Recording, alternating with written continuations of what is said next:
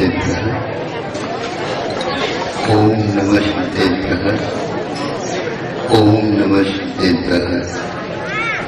अहिंसा परमो धर्म की, आचार्य गुरुवर श्री कुंद कुंद भगवान की, आचार्य गुरुवर श्री ज्ञान सागर मुनि महाराज की, आचार्य भगवान श्री विद्यासागर जी महामुनि राज की।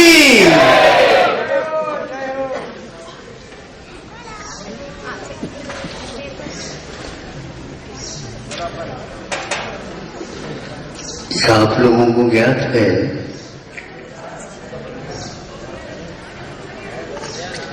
एक ही द्रव्य के अनेक पर्याय, अनेक दशाएं, उन सब में उस सामान्य द्रव्य का आभास होता है, होकर के भी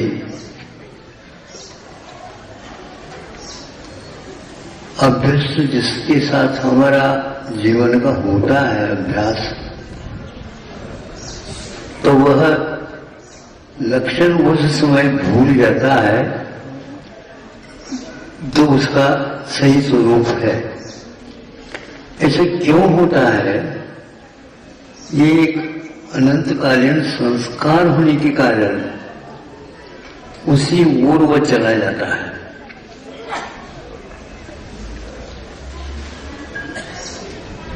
जितने भी आप निकट से भी उसका अध्ययन करो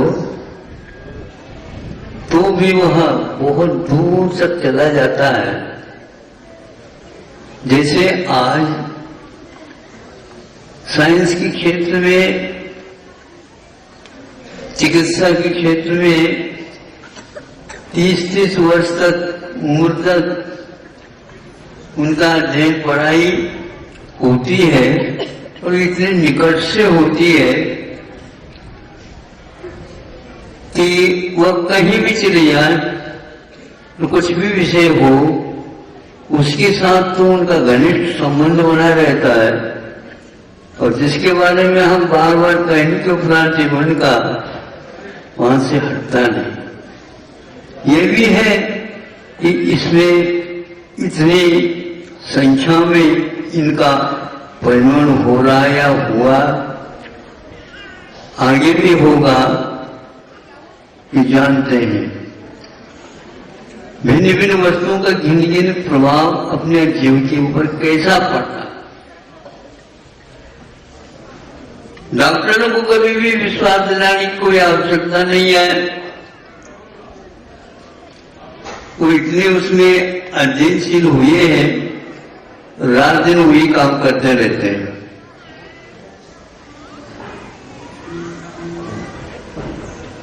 किंतु सुनने में आया था कितनी भी उपाधियां पूरी प्राप्त करने के उपरांत में जब अपने स्वयं के ऊपर कोई रोग मनोवांछा का हो जाता है तो अपनी चिकित्सा वो नहीं कर पाते है। हाँ, कितने भी हो स्पेशलाइजेशन बोलते हैं, एक कोशिकाओं के बारे में भी अध्ययन कर ले तो वो नहीं कर पाते। इतना ही नहीं, अपनी चिकित्सा नहीं, अपने परिवार की भी चिकित्सा वो नहीं कर पाते। ऐसे व्यक्तियों से दूर रहना चाहिए। कल्याण की बात आई थी तो इसलिए हम करवाएंगे। ऐसे क्यों होता है? भिन्न भिन्न वस्तुओं का प्रभाव हमारे ऊपर, उपयोग के ऊपर भिन्न भिन्न तरीके से होते रहते हैं। अध्ययन करना अलग वस्तु और उससे भिन्नत्व के साथ संवेदन करना अलग होता है। जिसके साथ आपका भिन्नत्व रहता है, भले एक साथ रह रहे हैं, संवेदन नहीं होगा आपको। आपका वह व्यक्ति कोसों दूर है, सात समुद्र पार कर गया है, और सुनने में आता है, सुन रहे हैं आप? वहां पर पूछा जा रहा है, हाँ हाँ सुन रहे हैं, तो वह एक वियोग की बात कर देता है। इतनी दूरी है, किंतु उसी समय आंखों में पानी आ जाता है। उस वस्तु को हमने बहुत पूर्व में देखा था, लेकिन आज भी उसकी याद होते ही या उसका संबंधित चर्चा सुनते ही मन में भाव पिघल जाते हैं।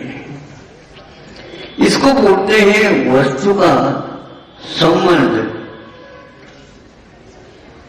वस्तु भिन्न भिन्न होते हुए भी उसके संबंध होने के उपरांत तादात्म्य जैसा ही अनुभव होता, बल्कि तादात्म्य से बाबा है, वो बड़ा है। आत्मा के साथ गुणों का संबंध है, उपयोग इत्यादि का, लेकिन उपयोग हमेशा हमेशा देह का ही होता रहता है। मैं चल रहा हूं, मैं बैठ रहा हूं, मैं बोल रहा हूं, मैं देख रहा हूं, मैं खा रहा हूं, मैं पी रहा हूं, मैं सो रहा हूं, ये वो कर रहा हूं, ये कर रहा हूं, ये मेरा हाथ दुखता है, ये मेरा पैर दुखता है, मैं दुखता हूं, ऐसा कोई नहीं करता।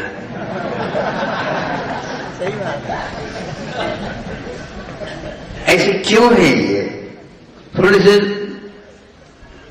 अपने अपने दुकानदारी तो चलती रहती है, लेकिन ये एक मुख्य दुकान है, इसके बारे में अपने को थोड़ा सोचना प्रारंभ कर देना चाहिए। एक बार सोच प्रारंभ हो जाएगा तो आपको लगेगा फिर छोड़ना कोई वस्तु है ही नहीं। त्याग करने के लिए हमें ज्यादा आपसे प्रेरित करने की कोई आवश्यकता नहीं है।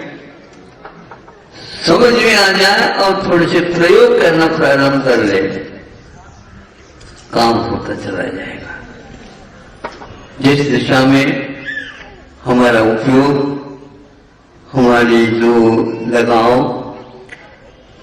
रुझान होता रहता है, उसको थोड़ा सा घनिष्ठ बनाया जा सकता है, क्योंकि हमारा उसके साथ संबंध होते हुए भी, घनिष्ठता होते हुए भी, प्रयोजन में हम वस्तु दूसरे को रखते हैं सामने, इसलिए वही आती रहती है, वही आती रहती है। कोई व्यक्ति अपनी इष्ट का अभाव होने हो गया, फिर वह उसी क्षण से उसका उसी और उपयोग या इष्टता होने के कारण वह लगभग पागल हो जाता है, लेकिन भीतर से पागल नहीं रहता। उसका विषय मात्र एक ही हो गया, इसलिए वो पागल हो जाता है।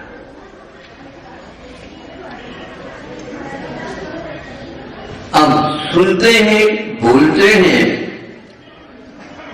कविता का रूप नहीं आता, और जब एक को ही तो बार बार बोलते हैं तो उसी में हो जाते हैं, वहां सारा छटता चला जाता है। स्निग्ध रुक्षत्वाद बंध है, इसलिए कहते हैं स्निग्धत्व अथवा रुक्षत्व के कारण अन्य धर्म के साथ पृथक होते हुए भी एक तादात्म्य जैसा रूप होता चला जाता है। लोह है, लोह का स्वभाव है, वह अन्य वस्तुओं से बहुत जल्दी प्रभावित होकर के उसको अपनाता चला जाता है, उसका हो जाता है अथवा उसको अपना कर लेता है। सोना भी वहीं पर है, लेकिन सोना कभी भी उस रूप नहीं होता, उसको अपने अपनाता भी नहीं और स्वयं उसका नहीं होता, रहता उसी में, लेकिन वह कभी भी अपना रंग और अपना स्वभाव नहीं छोड़ता। अनंत काल हो गए, आत्मा का इसके साथ संपर्क हो गया, होने के उपरांत भी वह उसका होता हुआ जैसा लगता है, लेकिन वह होता नहीं, या यहीं पर पड़ा रहेगा, आपकी यात्रा पूर्ण होगी, सब लोग अर्थी पर उठा करके चले जाते हैं, इसके उपरांत भी फलान चंद गया ऐसा कहते हैं। अरे यहां तो है ना, है तो, लेकिन यह भिन्न था और वह भिन्नता नामकरण उसका हुआ, इसका नहीं हुआ। नाम किसका था? इसका नहीं, ये पड़ा रह गया शरीर, इसकी पहचान हम उस नाम से करते थे। नाम के साथ उसका घनत्व और ज्यादा है। एक बार अपने नाम से जुड़ जाओ। आपको कौन सा नाम है बताओ? बहुत सारे ढेर ऊपर ऊपर दिए हुए नाम तो याद रखते हैं आप लोग, किंतु आत्मा का कौन सा नाम है? जो आपका नाम है वही मेरा भी नाम है।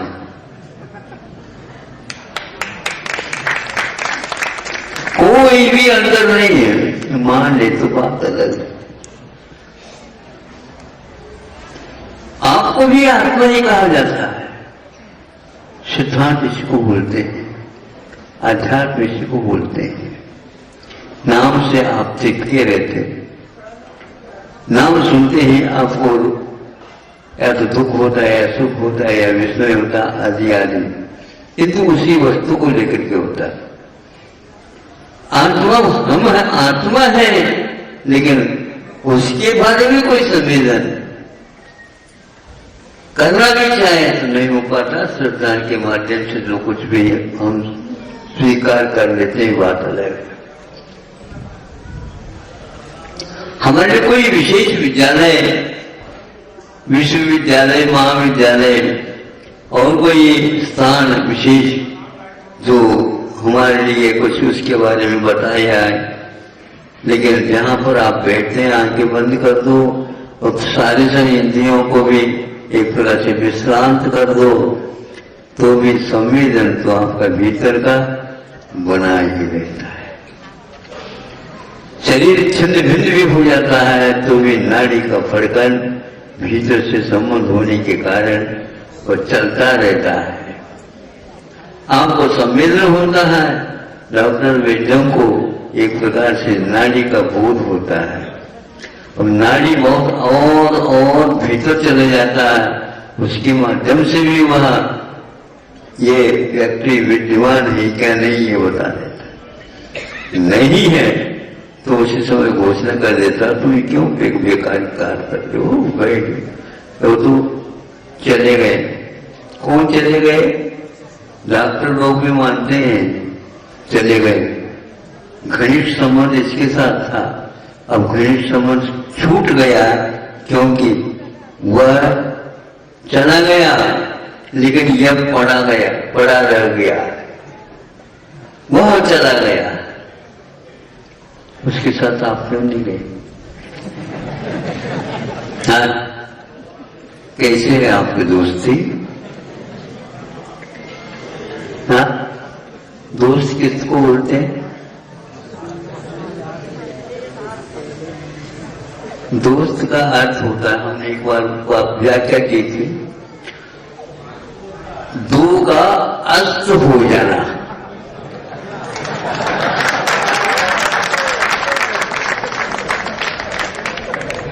दो है ही नहीं, एक रह जा रहा है, इसका नाम दोस्ती है। कैसे दोस्ती है तुम लोगों की? इसलिए हम किसी से दोस्ती नहीं करते।